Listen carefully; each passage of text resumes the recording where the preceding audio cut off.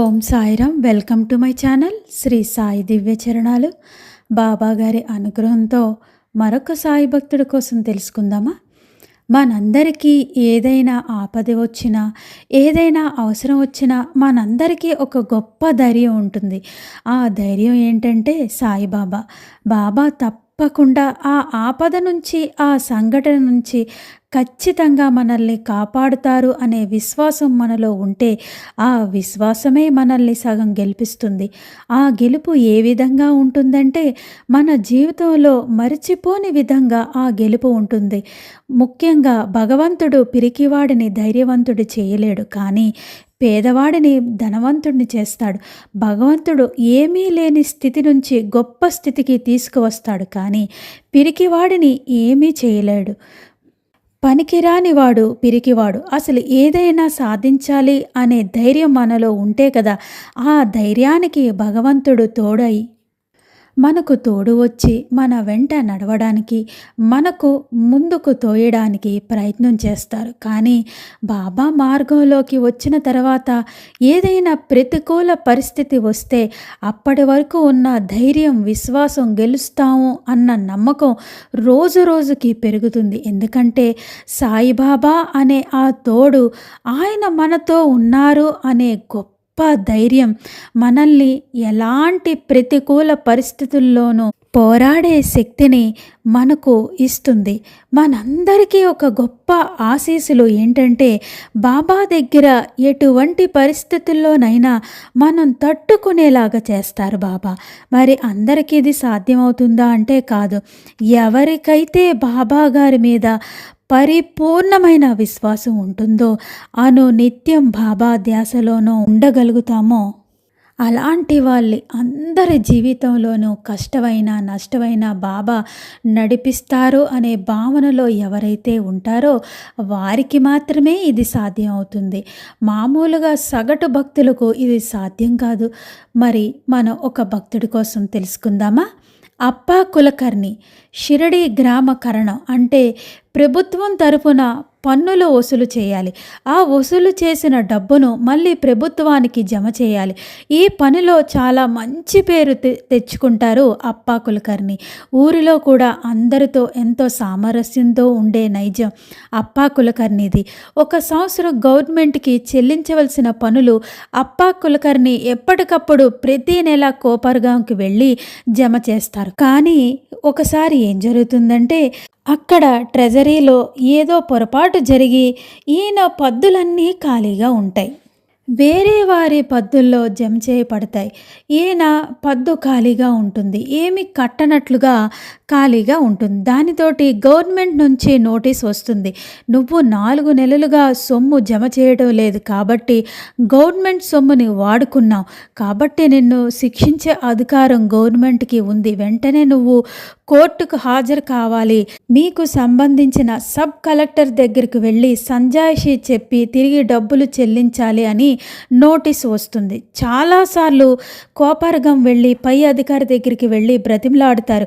ఇది నేను చెయ్యలేదు అని అంటే ఆ అధికారి నేనేమీ చెయ్యలేను, నువ్వు అహ్మద్ నగర్ వెళ్తే నీ పని అవుతుంది, అక్కడికి వెళ్ళు, అక్కడ సంజాయిషి చెప్పుకోవాలి, లేదా ఆ డబ్బును నువ్వు చెల్లించాలి, లేకపోతే గ్రామ కరణం పదవి నుంచి నిన్ను తొలగిస్తావు అని చెప్తారు. సరే అని ఒకరోజు అహ్మద్ నగర్ వెళ్ళి అక్కడ కలెక్టర్ను కలిసి సంజాయిషి చెప్పుకోవాలని అనుకుంటారు. ఒకరోజు ఉదయాన్నే బయలుదేరుతారు అప్పా కులకర్ణి. ముందుగా మసీదు ద్వారకామాయికి వచ్చి బాబా పాదాల దగ్గర కూర్చొని చెప్తారు అప్పా కులకర్ణి, బాబా మీకు తెలియని విషయం ఏమీ కాదు, నేను ఎవ్వరి సొమ్మును ఒక్క పైసా కూడా తినే మనిషిని కాదు, అయినా కూడా నా పైన ఈ అపవాద నింద పడింది బాబా. ఆ నిందను ఏ విధంగా రూపుమాపుతావో అది మీ వల్లే సాధ్యమవుతుంది బాబా అంటే బాబా ఒక మాట చెప్తారు, మంచివారికి ఎప్పుడు మంచే జరుగుతుంది, అయినా నీ లెక్కలు చూసేది ఎవరు? అందరి లెక్కలు చూసేది ఆ పైవాడు, ఆ పరమాత్మ, ఆ భగవంతుడు. నువ్వు ఒక పని చెయ్యి, నువ్వు నేరుగా అహ్మద్‌నగర్‌కు వెళ్ళకు. ముందుగా నెవాసా వెళ్ళు. అక్కడ మోహిని రూపంలో ఉన్న శ్రీ మహావిష్ణువుని దర్శించుకొని ప్రార్థించి అప్పుడు వెళ్ళు. వెళ్ళి నీ పై అధికారి దగ్గరికి వెళ్ళు అని చెప్తారు. అలాగే చేస్తారు అప్పా కులకర్ణి. నేరుగా అహ్మద్‌నగర్ వెళ్లకుండా నెవాసాకి వెళ్ళి మోహిని రూపంలో ఉన్న శ్రీ మహావిష్ణువుని దర్శించుకొని అహ్మద్‌నగర్‌లో ఉన్న కార్యాలయానికి వెళ్తారు. అక్కడ ఉన్న అధికారి దగ్గరికి వెళ్ళి జమాపద్దుల పుస్తకం అంతా తీసి చూపిస్తారు. అయ్యా, నేను 4 నెలలుగా జమ చేసినట్లు, నేను డబ్బు కట్టినట్టు ఆ ట్రెజరీలో వారు నాకు ఇచ్చిన రసీదులు. ఇక్కడ వారు నేను జమ చేసిన పద్దులన్నీ వేరే పద్దుల్లో జమ చేశారు. రాయవలసిన పద్దుల్లో వారు రాయలేదు. ఇదిగో నేను డబ్బులు జమ చేసిన రసీదులు అని చూపిస్తారు. అంతకుముందు ఇవే రసీదులు కోపర్గాంలో చూపించినా అక్కడ అధికారులు ఒప్పుకోరు. నీ దగ్గర ఉంటే సరిపోదు, ఇక్కడ జమ అయినట్లు ఇక్కడ ట్రెజరీలో నమోదు కావాలి, కాబట్టి అది నువ్వు తప్పు చేశావు అని అంటారు వాళ్ళు. కానీ అహ్మద్‌నగర్‌లో ఉన్న అధికారి అది చూసి అప్పా కులకర్ణి తప్పేమీ లేదు అని ఆ నోటీసును రద్దు చేసి మళ్ళీ గ్రామకరణంగా కొనసాగమని ఉత్తర్వు జారీ చేస్తారు. ఎంతో సంతోషంగా తిరిగి షిరిడీకి వస్తారు. బాబా దగ్గరికి వచ్చి చెప్తారు, అప్పా కులకర్ణి, బాబా, మా తాత తండ్రులు నుంచి మేము గ్రామకరణం పదవిలో ఉన్నాం. ఇప్పటి వరకు ఎవరికి ఇలాంటి నింద పడలేదు బాబా. అటువంటిది నాపై ఈ మచ్చ పడితే తరతరాలుగా అప్పా కులకర్ణి గవర్నమెంట్ సొమ్ము మింగేశాడు అనే అపవాదు నా మీద పడి ఉండేది. అటువంటిది నింద నాపై పడకుండా మీరే నన్ను కాపాడారు బాబా. ఎన్నిసార్లు కృతజ్ఞత చెప్పుకున్నా చాలదు బాబా అని అంటే బాబా ఎంత గొప్పగా చెప్తారంటే, అప్పా, ఆ మహావిష్ణువు ఎంత గొప్పవాడో కదా, ఆ పరమేశ్వరుడు ఎంత దయ కలిగినవాడో కదా. భక్తులకు ఆపద వస్తే తన దగ్గరకు రప్పించుకొని ఆ ఆపదలను తీసేస్తాడు. నీ ఆపద కూడా మోహిని రూపంలో ఉన్న ఆ శ్రీ మహావిష్ణువు, ఆ పరమేశ్వరుడు తీసేశాడు కదా. నిజంగా ఆ పరమేశ్వరుడు భగవంతుడు ఎంత గొప్పవాడు అని అంటే అప్ప కళ్ళల్లో నీళ్లు పెట్టుకొని మనసులో ఇలా అనుకుంటారు, మసీదులో కూర్చున్న ఆ మహావిష్ణువు, ఆ పరమేశ్వరుడివి నువ్వే కదా బాబా. నువ్వు నాకు ఎంత మేలు చేసి అది నేరుగా చెప్పకుండా ఆ నెవాసాలో ఉన్న ఆ శ్రీ మహావిష్ణువు పైన, పరమేశ్వరుడి పైన నెట్టుతున్నావు. ఎంత గొప్ప భగవంతుడివి బాబా, నువ్వు మాకు దొరకడం మా అదృష్టం బాబా అని ఎంతో సంతోషపడతారు. అంకిత భక్తుడిగా ఉంటారు అప్పా కులకర్ణి బాబా గారికి. అప్పటి నుంచి బాబా అంటే ఒక పిచ్చి ప్రేమ అప్పా కులకర్ణి గారికి. ఒకసారి ఏం జరుగుతుందంటే, ఒకరోజు అప్పా కులకర్ణి మసీదులోకి వచ్చి కూర్చుంటారు. అప్పుడు బాబా చెప్తారు, అప్పా, నువ్వు గ్రామ కరణానివి కదా, మరో 4 రోజుల్లో మన గ్రామంలో దొంగలు పడతారు, జాగ్రత్తగా ఉండు. వాళ్ళు అతి విలువైన వాటిని అన్నిటినీ దోచుకొని వెళ్తారు అని చెప్తారు. అప్పా కులకర్ణి ఇంటి చుట్టూ కాపలా పెట్టించుకుంటారు. 5వ రోజు అప్పాకు విపరీతమైన జ్వరం వస్తుంది. అది ప్లేగుగా మారుతుంది.